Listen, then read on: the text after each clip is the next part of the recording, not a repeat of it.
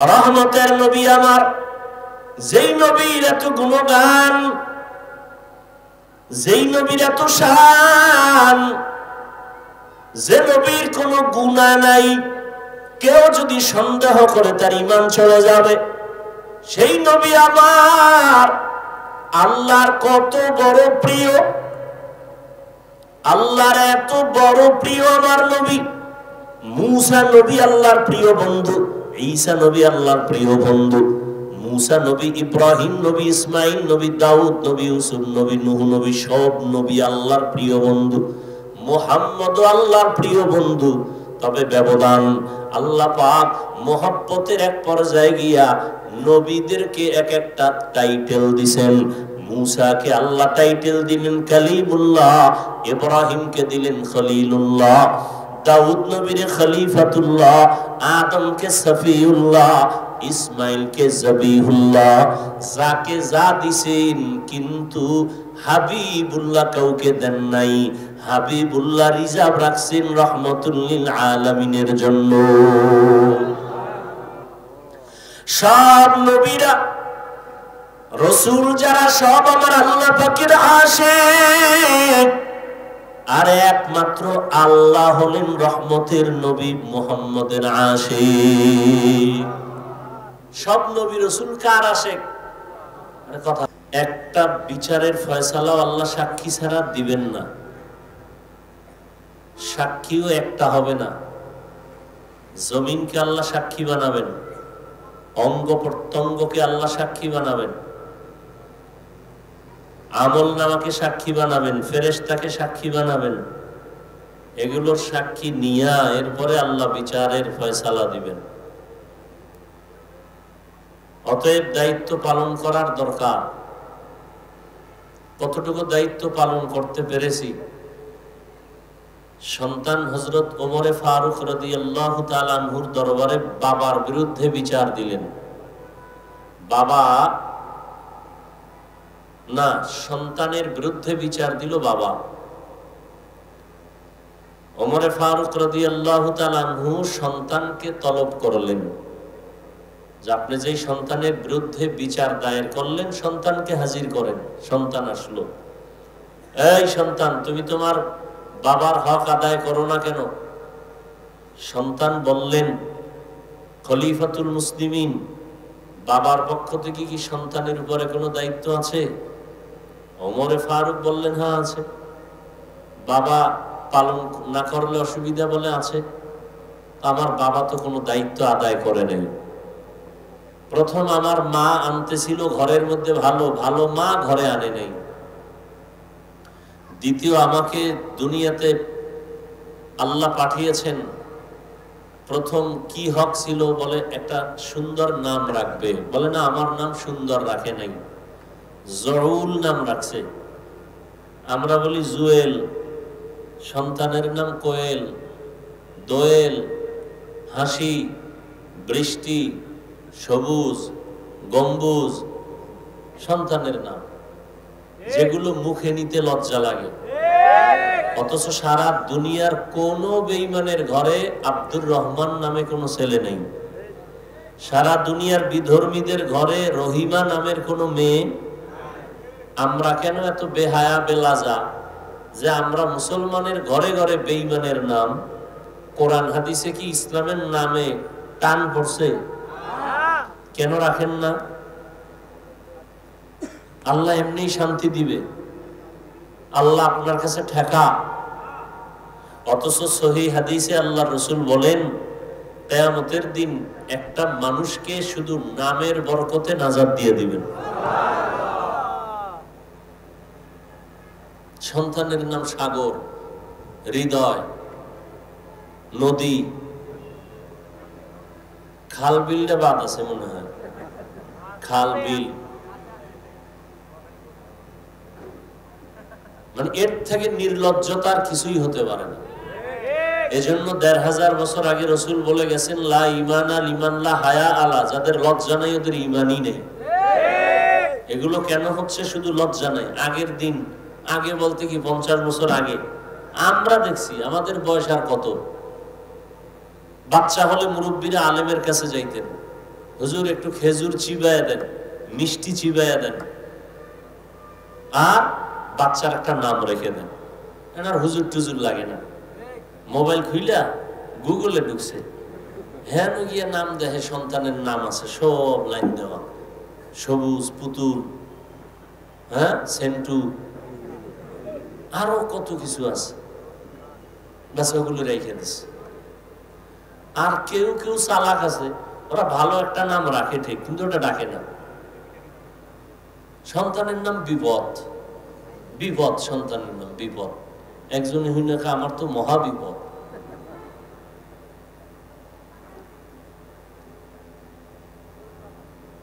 এরপরও বাংলাদেশে কিছুটা এই ওয়াজ মাহফিল থাকাতে আছে, নাইলেও থাকতো না। এখন এই ওয়াজ মাহফিলও বন্ধ করার জন্য ষড়যন্ত্র চলতেছে। কোরআনের আওয়াজের সাউন্ড কমাও, বহু বন্ধু আছে। গানের সাউন্ড কমাও, একজন বন্ধু হইলাম না।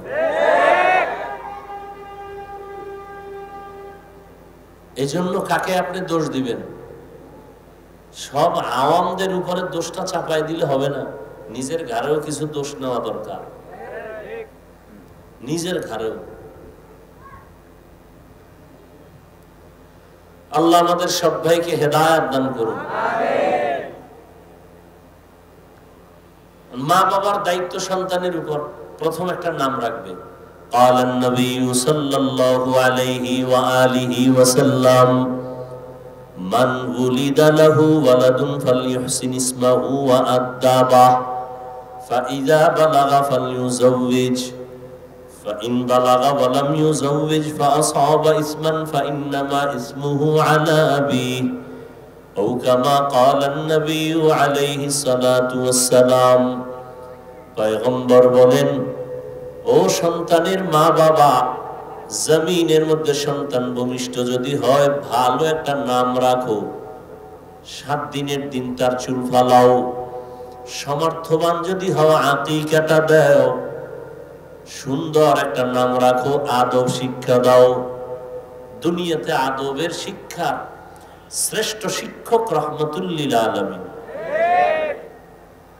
নবীর শিক্ষা ছাড়া আর কোন আদবের শিক্ষা, সবগুলো বেয়াদবি, সবগুলো বেয়াদবি। জন্ম নিছে মুসলমানের ঘরে, বাবা মুসলমান, মা মুসলমান, ছেলের নাম আব্দুর রহমান।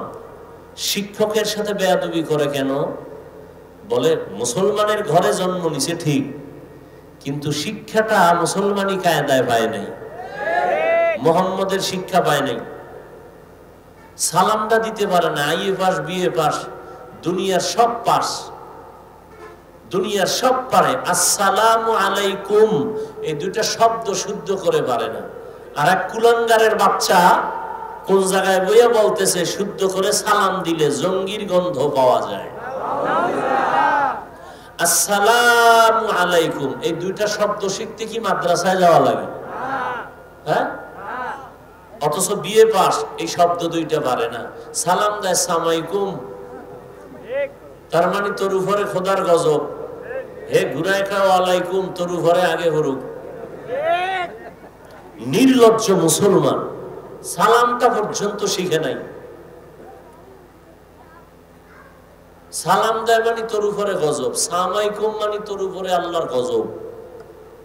অথচ সালাম শান্তি, আসসালামু আলাইকুম, বাস এতটুকু শব্দ শুদ্ধ করে পারে না। দুনিয়ার সব আকাম পারে। আল্লাহ হেদায়েত দান করুন। আপনারা চিল্লেন, চিল্লেনের কিছু আছে, ভালো এত গজব গেল দেশটা, এরপরও ভালো হইলেন না। আপনারা এই আবেগ টাবেগ দিয়া আমাকে হুজুর গো বহুত বিপদে ফেলাইছেন, আর কত ফেলবেন। বহুত তাল দিছেন হুজুর গো, ইমামরে দিয়া নাই, আমনে নাই, ইমামরে তাল দিছেন, আজকে সাইজ করে লাইবেন এই সাইড। হুজুর তো বুঝিয়া লাইছে যে খুব করতে পারলে মনে হয় সম্মান বাড়বে, এমন করা করছে, সব গেছে গিয়ে হে নাই। এখন একদল কাজ সূর্য ডুবার আগে যেন আপনি বাড়িতে ঘুরে আইয়েন, বাস গেছে ইমাম সাহেব। এই সমস্ত আবেগ বন্ধ করেন। এটা ওয়াজের প্যান্ডেল, আওয়ামী লীগ নাই, বিএনপি নাই, রাজনৈতিক দলের লোক আসছে না। এই আপনাদের চাষারা কোন রোডের পাশে আওয়ামী লীগ ওয়ালারা যদি জনসভা দেয়, বিএনপি যাবে? এই সত্য কথা বলেন, বিএনপি ওয়ালারা জনসভা দিলে আওয়ামী লীগ যাবে? তো এখানে সব আসছে কেন একসাথে? বুঝেন কিছু, আবেগ দেখান না। হুজুর ইমান মাফেন বয়ে বয়ে, কিছু হুজুর আছে আপনাকে আবেগে লাফায়। এটা আওয়ামী লীগের লোক আসবে কেন? বিএনপির লোক আসবে কেন?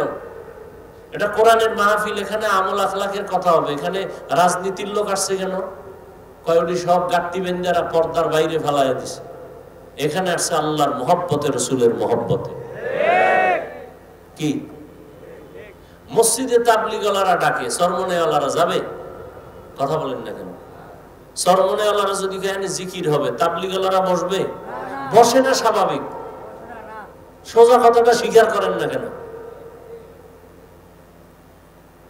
এখানে সবাই আসছে, তাবলীগের লোক নাই, চরমনের লোক নাই, উজানির লোক নাই, গাঞ্জাখোরও, বেনামাজিও, বেপর্দাওয়ালা, পিছনে আমারে কাফের বলে সেও আছে। বুঝতে হবে এটা রাজনীতির মঞ্চ না, এজন্য আছে। এটা রাজনীতির মঞ্চ, রাজনীতির বক্তা, এই রাজনীতির মঞ্চ না, এজন্য আছে। আমি যদি রাজনীতি করতে মনে চায় প্রচলিত, তাহলে রাজনীতির আলাদা মঞ্চ আছে না?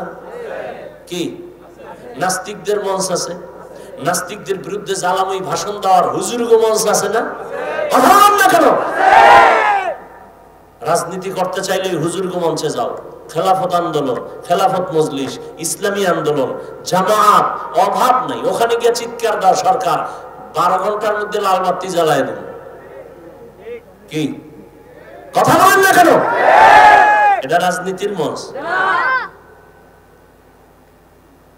রাজনীতির মঞ্চে রাজনীতির আলাপ। আমাদের মুরব্বী যার 45 মিনিটের বয়ানে এ দেশের চূড়ান্ত ডাকাত, 5 ওয়াক্ত নামাজি হয়েছে, চরমনের জমিনে ঘুমন্ত সৈয়দ ফজলুল করিম রহমতুল্লাহ আলাইহি। জীবনভর দেখছি আর শিখছি। কি দেখছি? বয়ানের স্টাইজে জাহান্নামের বয়ান, মনে হয় সে দুনিয়াতে নাই। কবরের আযাবের বয়ান, কত বড় নিকৃষ্ট অন্তরওয়ালা। কয় আমরা খালি কবরের ওয়াজ করি কেন? আমরা কেন জাহান্নামের ওয়াজ করি? তো কি ওয়াজ করব? আল্লাহ করলে আমি করব না কেন? কি আজীব ব্যাপার। আমার রসুলের যুগে আলাদা কোনো রাজনৈতিক পার্লামেন্ট ছিল না। যেখানে ইমামতি করতেন ওটাই ছিল রাষ্ট্র পরিচালনার মঞ্চ। মসজিদেই ইমামত, মসজিদের মাধ্যমেই খেলাফত। কথা বুঝেন নাই? আর এখন মঞ্চ আলাদা হয়ে গেছে না? আজকে যদি বলি আমি আজকে এখানে রাজনৈতিক বয়ান করব, চরমনের হুজুর আসবে, অমুক আসবে, তাহলে এখানে সবাইকে আসবে? বলেন, সত্য কথাটা বলেন, আসবে? সহজ কথাটা কেন বুঝেন না?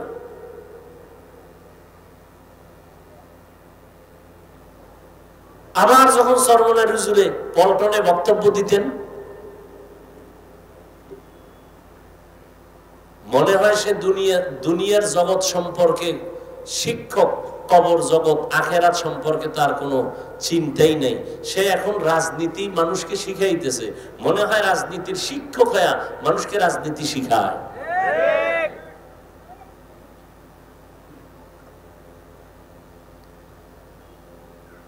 থানায় আসামি ধরিয়া নিয়ে পুলিশে পিটাচ্ছে, কোনো কান দেয় না, হুদা চিৎকার দেয়, চোখে পানি নেই।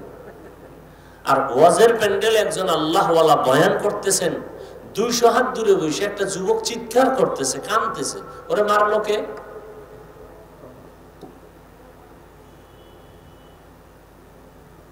লা ইকরাহা ফিদ্দীন, ধর্ম নিয়ে কোনো জোর জবরদস্তি করা জায়েজ নেই। কানে ধরে কাউকে রোজা রাখানো যাবে না, রাখাইলে সওয়াব হবে না। এই লোকগুলোরে কি করা যায়? আল্লাহ কয় এদের ওয়াজ করো, ওয়াজ। কেমনে ওয়াজ করবা? মাঝে মাঝে কিয়ামতের ঘটনা কও, জাহান্নামের ভয়ের দেখাও, জান্নাতের সুসংবাদ, নেক আমল করলেই শান্তি। মাঝে মাঝে কিসসা কাহিনী কও, কি কও, কিসসা কাহিনী কয়। ওরা কিসসা কাহিনীর পৃথিবীর শ্রেষ্ঠ কিতাব কোরআন শরীফ, হাদিস শরীফ কিসসা কাহিনীর শ্রেষ্ঠ কিতাব। ওই মূর্খরা জানে না কোরআন শরীফে হাতির কিসসা নাই। এই পণ্ডিত সাহেবরা বলেন না কেন? কোরআন শরীফে সাপের কিসসা নাই। কোরআন শরীফে গরুর কিসসা দিয়েই তো সূরা বাকারা শুরু। কিসসা কাহিনী কয়। কিসসার গাইড বুক শ্রেষ্ঠ কিতাব কোরআন শরীফ, কিসসা কাহিনীর শ্রেষ্ঠ কিতাব হাদিস শরীফ। পিপিলিকার কিসসা নাই কোরআনে, হাতির কিসসা নাই, বাঘের কিসসা নাই। কি আজীব কথা। মশা মাছির কিসসা আছে না নাই? স্পষ্ট। সূরা আনকাবুত, সূরা নামল পিপিলিকার সূরা, সূরা ফিল হাতির সূরা। এই সব ভেজালের মূল। আমি তো মাঝে মাঝে কই জন্য জলে এক দলে। আমি যে বলি বেঈমান নিয়ে টেনশন নাই, টেনশন হলো ইসলামের ব্যানারওয়ালা মুনাফিক নিয়ে। ভেজাল হইলো মুনাফিকেরা। চাপাবাজি করে আমরা ইসলাম চাই। তোমার দাড়ি নেই কেন? ইসলাম চাই। মাথায় টুপি নেই কেন? ইসলাম চাই। মদিনার পোশাক নাই কেন? চাপাবাজি করে আমরা ইসলাম চাই। ইসলাম চায় না, ইসলামের নাম ব্যবহার করে ক্ষমতার চেয়ার চায়।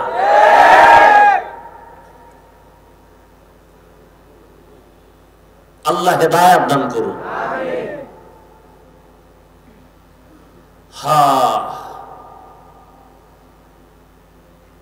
আজকে সারা দেশের মধ্যে হাজারো লাখো মানুষ দ্বীনের পথে তাবলীগের কারণে, কি ঠিক না? রহমতের নবী কত নরম প্রকৃতির নবী, রহমাতুল্লিল আল্লাহ কয় ওয়াল আসরি ইন্নাল ইনসানা লাফি খুসর। আসরের শপথ, সব মানুষ জাহান্নামী। কিন্তু নামের ব্রেক লাগাইছেন পরে। নবী কি কয়? কুল্লু উম্মতি ইয়াদখুলুনাল জান্নাতা, সব উম্মতেরা জান্নাতি। পরে গিয়ে কয় কিন্তু আল্লাহ কয় আগে সব কি কথা বল, সব জাহান্নামী। কিন্তু লাগায় কয় না, 4 গুণওয়ালারা জান্নাতি। আর নবী আগেই কয় সব জান্নাতি। রহমতের নবীর রহমতের আওয়াজ। কিন্তু যারা আমি মুহাম্মদের মানে না তারা না, যারা মুহাম্মদের মানে না তারা না। সাহাবায়ে কেরাম কে রাসূলুল্লাহ আপনারা মানে না কারা? আবার ওদিক গেলে আর এক ঝামেলা।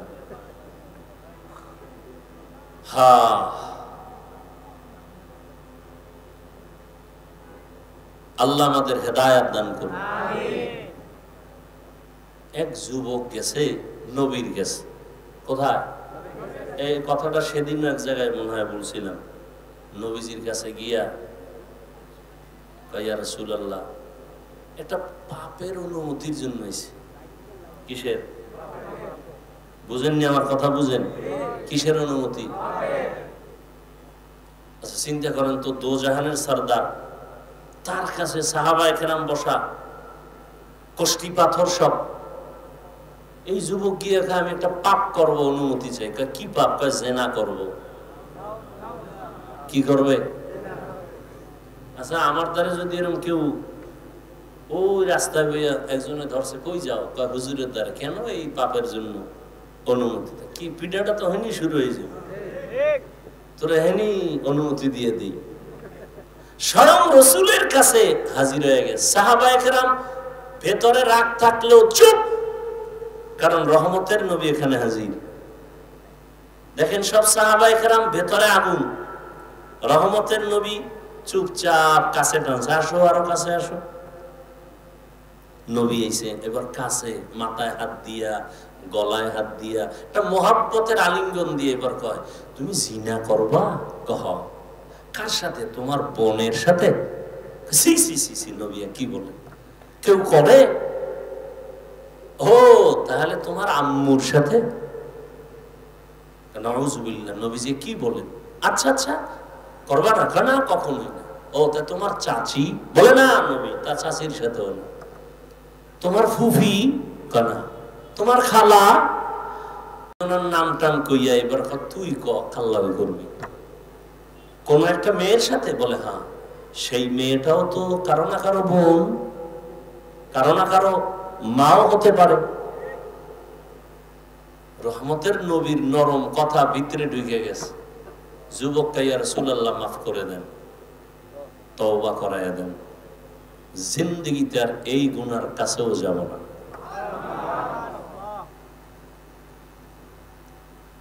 আহ ফাবিমা রাহমাতিন মিনাল্লাহি লিনতা লাহুম ওয়ালাউ কুনতা ফাদদান গালিযাল কলবি লানফাদা মাত্তা'না বিহি আজওয়াজাম মিনহুম ওয়ালা তাহজান আলাইহিম ওয়াখফিজ জানাহাকা লিল মুমিনিন। নবীরে কয় আপনি মুমিনদের বেলায় ডানা মেইলা বিছায়া দেন, ডানা বিছায়া দেন, সবাই যেন আইসা জায়গা পায়, হিংসার বিন্দু কোনো যেন আশ না থাকে। ডানা বিছায়া দেন মুমিনের জন্য। এই জন্য মাত্র 13 বছর পৃথিবীর নিকৃষ্ট জাতি মক্কার মানুষ, ইতিহাসের পৃষ্ঠায় নিকৃষ্ট মানুষ মক্কার মানুষ, চূড়ান্ত লম্পট আর চরিত্রহীন এই মানুষগুলোকে মাত্র 13 বছরে এতটাই দামি বানাইলেন যে আল্লাহ লিস্টি দিয়া জিব্রাইলকে কয় রাসূলকে বলো এই লিস্টিতে যাদের নাম আছে এরা বিনা হিসাবে জান্নাতি। কয় বছরের ব্যবধান? মাত্র 13 বছর। রহমতের নবীর আদর্শ আচরণ, জীবনে কোনোদিন গালি দেন নাই, হাজারো গালি শুনছেন, কোনোদিন জবাব দেন নাই, চোখ তুলে কোনোদিন কারো সাথে গরম চোখে তাকান নাই। ইনি হলেন রহমতের নবী। মাত্র 13 বছরে পুরা মক্কা নগরী ফুলের বাগান হয়ে গেল। আবু বকরের মতো বান্দা, ওমরের মতো বান্দা। ওমর রসুলের ছোঁয়া পাইয়ে এতটা দামি যে এখন কেমন দামি যে শয়তান ওমরের ভয় পায়। আল্লাহর সামনে চ্যালেঞ্জ দিল যেই শয়তান, সেই শয়তান ওমরের ভয় পায়। টের পাইছে আইতেছে দৌড়।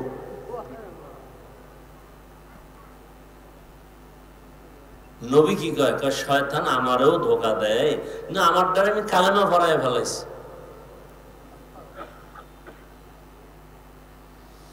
হায় হায়, ইয়া আইয়ুহাল্লাযীনা আমানুত্তাকুল্লাহা হাক্কা তুকাতিহি ওয়া লা তামুতুন্না ইল্লা ওয়া আনতুম মুসলিমুন।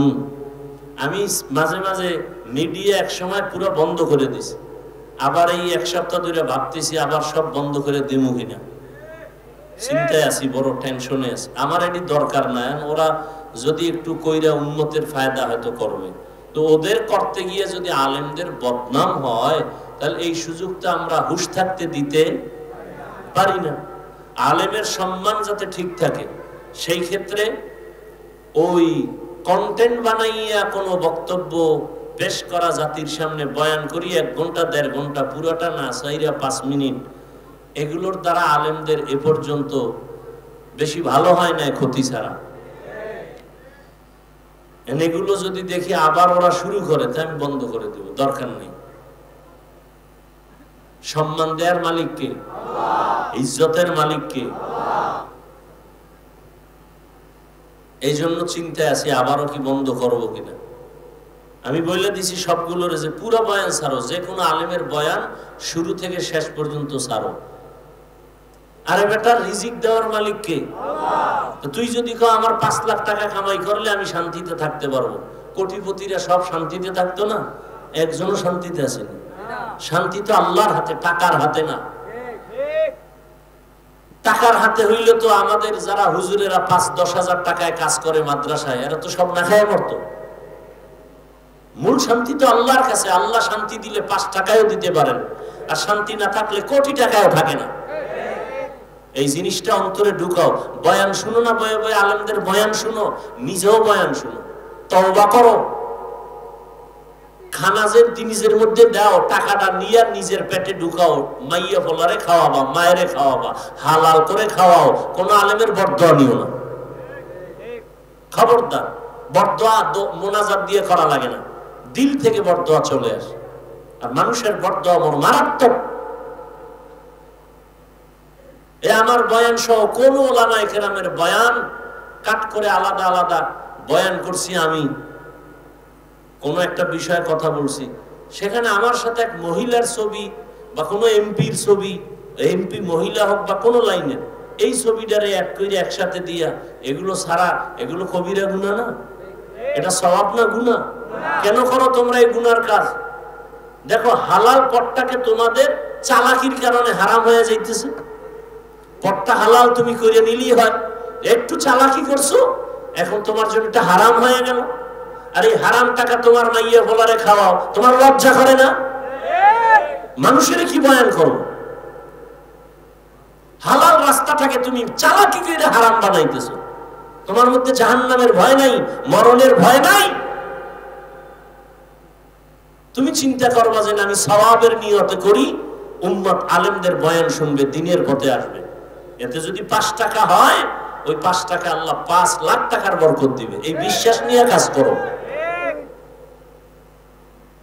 এ অনেকের দাড়ি নেই, আমি সামনে থেকে এই চিন্তাই সব চিন্তা করে এই চিন্তা করতে বাদ দিয়ে দিন। সব নামাজ ঠিক মতো পড়ে না।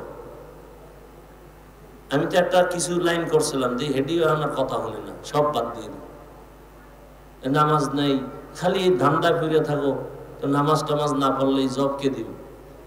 আল্লাহ একটা রাস্তা খুলে দিছে, রিজিকের মালিক কে?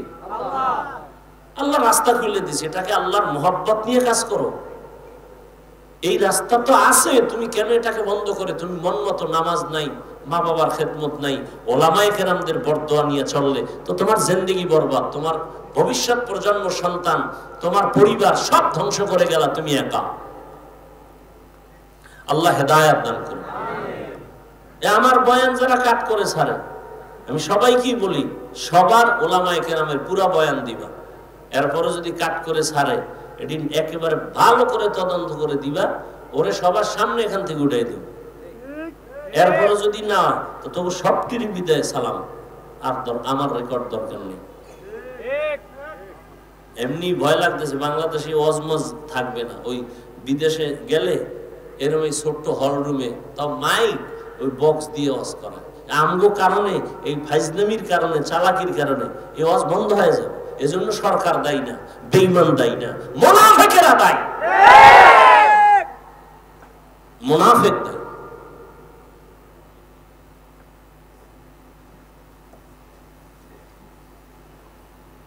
করোনা গেছে, ওয়াজ বন্ধ হইছে? ওয়াজ করি নাই? আর ওলামায়ে কেরাম করে নাই? কাকে দোষ দিবেন? আমি এনে ওয়াজ করবো, মানুষ দিনের কথা শুনবে, আমি উঠেই উল্টা পাল্টা শুরু করলাম। কোন নায়িকা কি করছে, কোন নায়ক কি করছে, এটা এখানে বলার জিনিস নেই। মানুষের কাছে মোবাইল আছে, কি হইতেছে না হইতেছে মানুষ দেখতেছে না? আমি বক্তা, মানুষ আসছে একটা ভক্তি নিয়ে। সেদিন এক জায়গায় গেছি, হুজুর অমুক বক্তা দাওয়াত দিয়ে আমাকে এলাকায় নিষেধ। কে? ওর বয়ান তো খারাপ না। কয় না, পাবলিক তো বড় কঠিন। কি হয়েছে? কয় স্টেজ ওঠার আগে গেছে বাথরুমে, ওযু না করে ওয়াজ শুরু করছে। যারা একটু মোটামুটি নামাজ, এরা কইছে জীবনে আর ওয়াজই হলো না। সাধারণ মানুষ কতটা ভক্তি করে আলেমকে। পজিটিভ নেন, নেগেটিভ নেন কেন? সাধারণ মানুষ আমাদেরকে কতটা মহব্বত করে। এই মহব্বতটা কি টাকা দিয়ে হয়? আল্লাহ অন্তরে ঢুকাইয়া দিয়েছেন কোরআনের বরকতে। উঠা নায়িকা কি করছে, অমুকে কি করছে। আমার এখানে প্রত্যেক মাসের দ্বিতীয় শুক্রবার ইসলাহি ইজতেমা হয়, ওলামাদের জন্য আলাদা একটু সময় দেই। এই বিষয়গুলো আমি বলি। বয়ানকে আরো সংযোজন করা দরকার, সংযত হওয়া দরকার, মার্জিত ভাষায়। এখন আর কোনো গোয়েন্দা টোয়েন্দা লাগে না। সেদিন গেছি এক জায়গায় ওয়াজ করতেই দেবে না আমার, ভিন্ন পার্টি, যারা আমাকে কাফের কইলে খুব খুশি। হ্যাঁ, পরে কইলাম ভাই কাফের টাফের বলা বাদ দাও, কিছুদিনের মধ্যে আমাদের সব আলেম এক স্টেজে চলে আসবে ইনশাআল্লাহ। আপনারা সাধারণ মানুষ কিলাকিলি করে লাভ কি? ওলামাদের মধ্যে দূরত্ব কিন্তু কমতেছে, খেয়াল করছেন কেউ? কোনো হুঁশই নেই। ওলামায়ে কেরামদের মাঝে দূরত্ব কমতেছে আগের তুলনায়। এরপর কোন আলেম এখন মন গড়া বয়ান কইরা কেউ ধরা লাগবে না, সার নাই, একটু উল্টাপাল্টা কইছে, পরের 2-3 দিন পর আবার লাইভে ভুল হয়ে গেছে। যুগটা কেমন যুগ দেখছেন নি? এখন আর কেউ ধরার দরকার নাই, নিজেই ধরা। অতএব সবাই এক হওয়ার চেষ্টা করেন। আজকে বাংলাদেশে মসজিদ বেশি না কম? মাদ্রাসা, তাবলীগ, আলেম ওলামা, ছাত্র, পীর মুরিদি বেশি। হাতে গোনা মাত্র কয়েকটা নাস্তিক। এরপর আমরা দুর্বল কেন? বিষয় কি? একমাত্র কারণ আমাদের ভেতরে একতাবদ্ধতা নাই। সাপ বেজির লড়াই চলে আমাদের অন্তরের ভেতরে। আল্লাহ লড়াইয়ের থেকে, হিংস্র আক্রমণ থেকে আল্লাহ আমাকে হেফাজত করেন, গোটা উলামায়ে কেরামদেরকে হেফাজত করেন। এক মঞ্চে, এক মনে, এক ধ্যানে, ইখলাসের সাথে দ্বীনের কাজ করার সবাইকে তৌফিক আল্লাহ দান করেন। ফেসবুক লে সারাদিন, আরে আলেম আলেমের কিছু বলবে সেটা ভিন্ন কথা। তুমি ক্লাস 8-এ পড়ো, না হয় মাদ্রাসায় তুমি কাফিয়া পড়ো, না হয় শারহে বেকায়া পড়ো, তোমার এইরকম দুঃসাহস কেমনে হলো যার একজন আলেমের বিরুদ্ধে ফেসবুকে লেখো? মা বাবার অভিশপ্ত সন্তান ছাড়া আলেমের বিরুদ্ধে ফেসবুকে লিখতে পারে না। মা বাবার অভিশপ্ত সন্তান, ওর উপরে মা বাবার বর্তমান, মা বাবার অভিশাপ, এমন সন্তানেরাই আলেমদের বিরুদ্ধে লিখতে পারে, এছাড়া কেউ পারে না।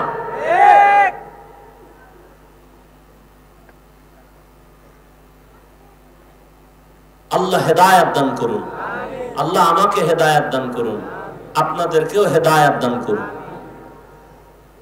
আল্লাহ পাক মুমিনকে বললেন, ও মুমিন, আমি আল্লাহ তোমাদেরকে বিনা হিসাবে জান্নাত দিতে চাই।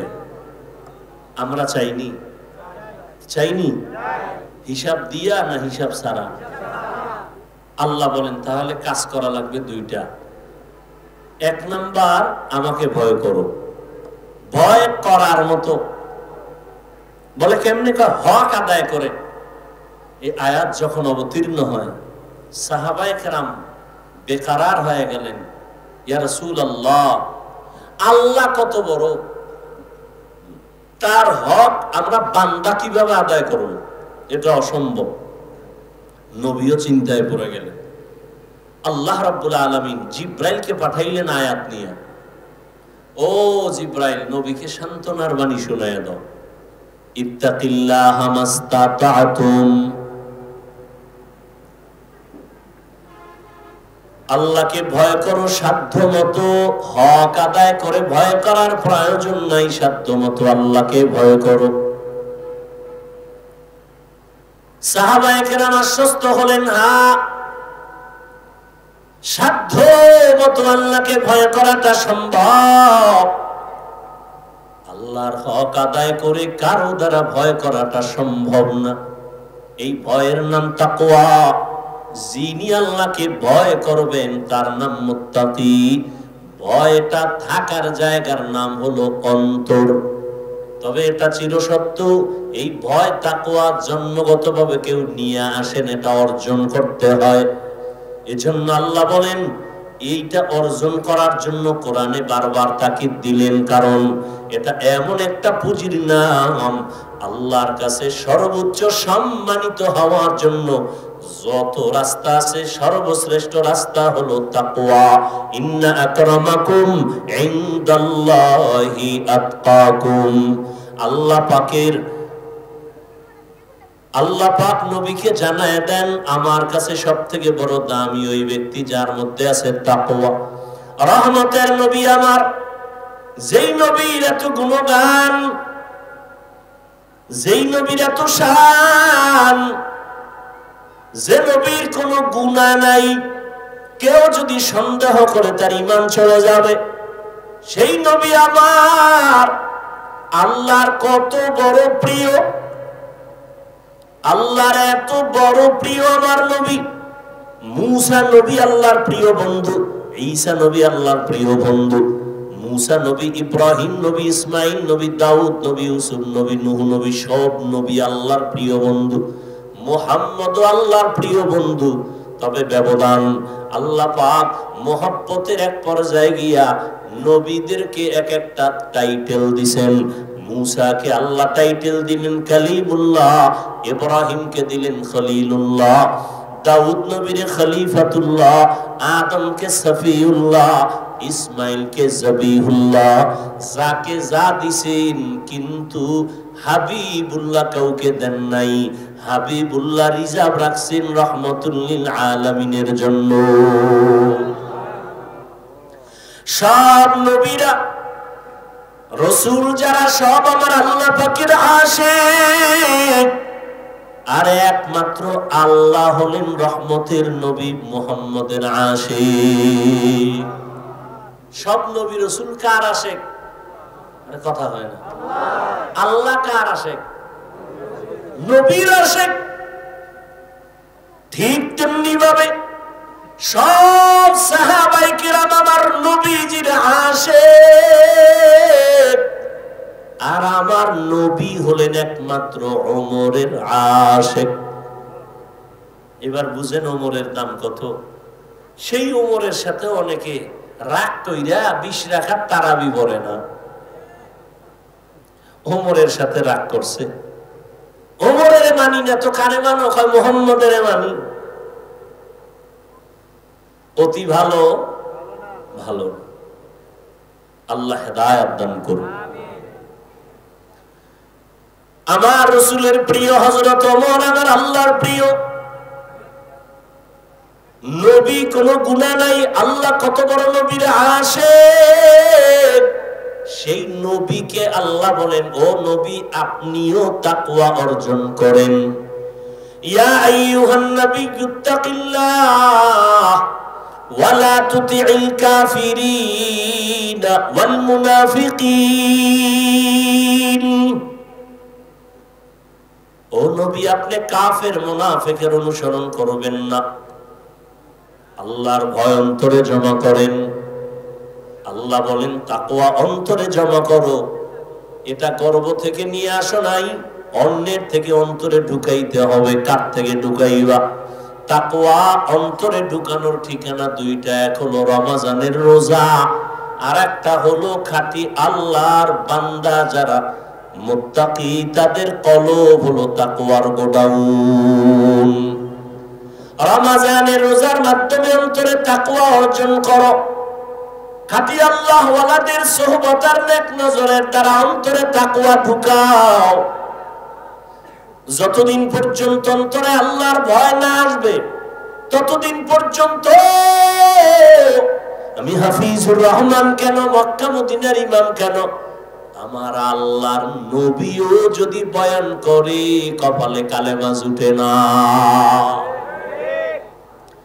জাহান্নামের ভয় অন্তরে নাই। এজন্য নবীর মতো ব্যক্তির বয়ান শুনিয়া আবু জাহাল কালেমা পড়ে না। আর যখন জাহান্নামের ভয় অন্তরে ঢুকলো, তখন ওমরের মতো বান্দা নবীকে জবাই করতে গিয়াও কালেমা পড়ে ফেলে। আল্লাহর ভয় অন্তরে জমা করার মানে জাহান্নামের আযাবের ভয়। আল্লাহর ভয় অন্তরে জমা করো। আল্লাহ ওয়ালাদের নেক নজর। লিকুল্লি শাইইন মাদিনুন মাদিনুত তাকওয়া কুলুবুল আরিফিন। প্রত্যেকটা ভালো জিনিসের একটা গোডাউন আছে, তাকওয়া অর্জন করার গোডাউন হলো আল্লাহ ওয়ালা যারা ওলিয়া উলিয়া আহলুল্লাহ উলামায়ে আহলে হক যারা, এদের অন্তর হলো তাকওয়ার গোডাউন। দ্বিতীয় কথা আল্লাহ বলেন ওয়ালা তামুতুন্না ইল্লা ওয়া আনতুম মুসলিমুন। মুসলমান না হইয়া তোমরা কবরে আসবা না। কথাটা বেঈমানকে বললে হইতো, এই বেঈমানেরা মুসলমান হইয়া মরবি, কিন্তু কথাটা বলছেন মুমিনেরে, ও মুমিনেরা মুসলমান হইয়া কবরে আসো। মুমিন তো মুসলমান, এখানে আমরা সবাই যেমন মুমিন তেমনই তো মুসলমান, কিন্তু আল্লাহ আলাদা করে কেন বললেন ও মুমিন মুসলমান হইয়া কবরে আসো? আসলে মুমিন হওয়া, মুসলমান হওয়াটা বড় কঠিন। আল্লাহ পাক রব্বুল আলামিন বলেন, আমি চাই তোমাকে বিনা হিসাবে জান্নাত দিব, আর বিনা হিসাবে যদি জান্নাত পেতে হয় মুসলমান হইয়া কবরে আসতে হবে। মুসলমান কাকে বলে? বলে যেই ব্যক্তি বিনয়ের সাথে আল্লাহর আনুগত্য করে তাকে বলে মুসলিম। বহু বচন মুসলমান, আনুগত্য করার নাম হলো ইসলাম। বিনয়ের সাথে আনুগত্য করবে, অর্থাৎ ওই বান্দার আমলনামায় কোনো গুনাহ থাকবে না। পবিত্র অন্তর যার থাকবে সে বিনা হিসাবে জান্নাতি। বলে পবিত্র অন্তর কেমনে তৈরি করবা? তো গুনাহ তো জীবনে হয়ে গেল, আসছিলাম দুনিয়াতে বড় পবিত্র। আল্লাহর নবী বলেন সব সন্তানেরা পবিত্র আত্মা নিয়ে জমিনে আসে।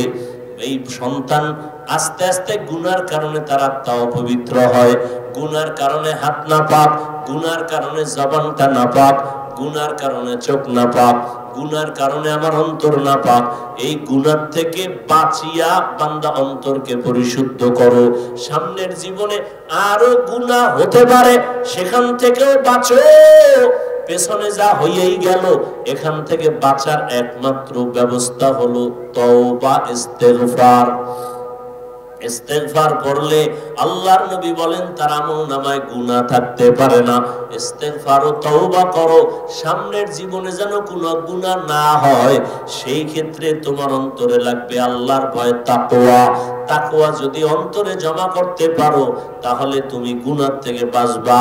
তাকওয়া জমা করার জন্য লাগবে খাঁটি আল্লাহওয়ালাদের নেক নজর। বলে কতক্ষণ? বলে গুনাহ থেকে মুক্ত হতে পারবা না যতক্ষণ। এজন্য আল্লাহওয়ালাদের নেক নজর লাগলেই বান্দার পরিবর্তন শুরু হয়ে যায়। কারণ আল্লাহ তাদের স্পেশাল পাওয়ার দান করেন, যেই পাওয়ারটা সাধারণ মানুষকে আল্লাহ দান করেন না। এই জন্য উলামায়ে কেরামের সোহবতে, খাঁটি আল্লাহওয়ালাদের সোহবতে গিয়া দেখা যায় কত বেনামাজি নামাজি, কত বেপরদাওয়ালা পর্দা করে, জীবনে আল্লাহকে চিনত না, এখন আল্লাহকে চিনে। নামাজ পড়ে, আজানটা হলেই মসজিদে দৌড়ায় যায়।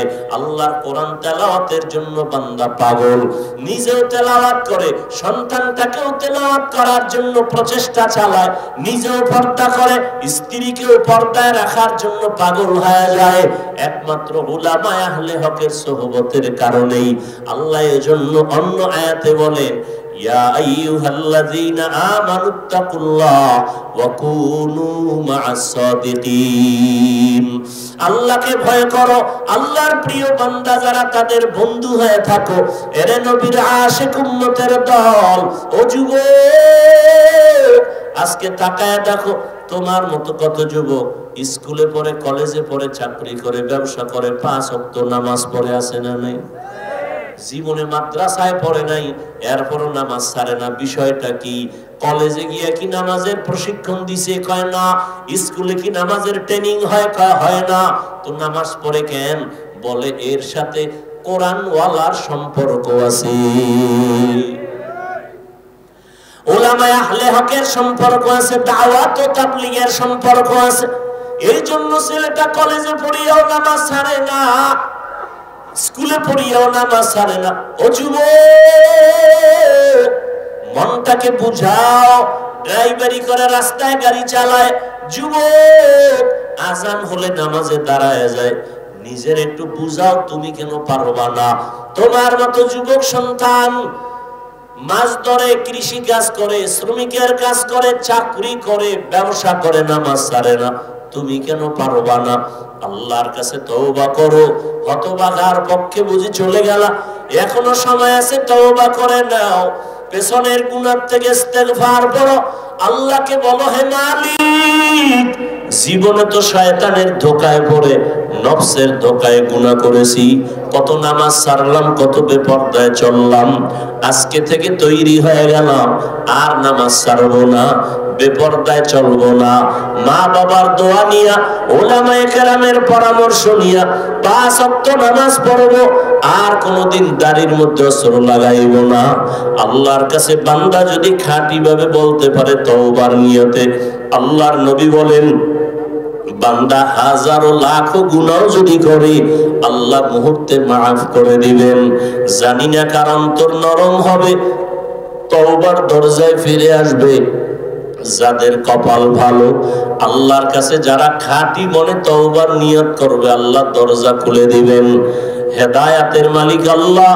ও আল্লাহর বান্দারা, এখনো যদি অন্তর তৈরি হয়, তাকওয়া অন্তরে ঢুকাইয়া উলামায়ে কেরামের পরামর্শ নিয়ে চলবে, এমন নিয়তটা যদি অন্তরে করা যায়, মনে মনে আল্লাহকে বলেন, হে আল্লাহ, হায়াতের মালিক আপনি, ইজ্জতের মালিক আপনি, রিজিকের মালিক আপনি। আর জীবনে নামাজ ছাড়বো না, বেপরদায় চলবো না, আর দাড়ি কাটবো না। মা বাবার দোয়া নিয়া, ওলামায়ে কেরামের পরামর্শ নিয়া আমরা নামাজ পড়বো, নবীর তরিকায় চলবো। আল্লাহ আমাদের খাঁটি তওবা করার তৌফিক দান করেন, আমিন। আলহামদুলিল্লাহি রাব্বিল আলামিন, والصلاة والسلام على سيد الأنبياء والمرسلين وعلى آله وأصحابه أجمعين يا أرحم الراحمين يا أرحم الراحمين يا أرحم الراحمين رب ارحمهما كما ربياني صغيرا اللهم إنك عفو كريم تحب العفو فاعف عنا اللهم إنا نسألك رضاك والجنة ونعوذ بك من سخطك والنار اللهم إنا نعوذ بك من البرص والجنون والجذام وسيء الأسقام ربنا ظلمنا أنفسنا وإن لم تغفر لنا وترحمنا لنكونن من الخاسرين ربنا آتنا في الدنيا حسنة وفي الآخرة حسنة وقنا عذاب النار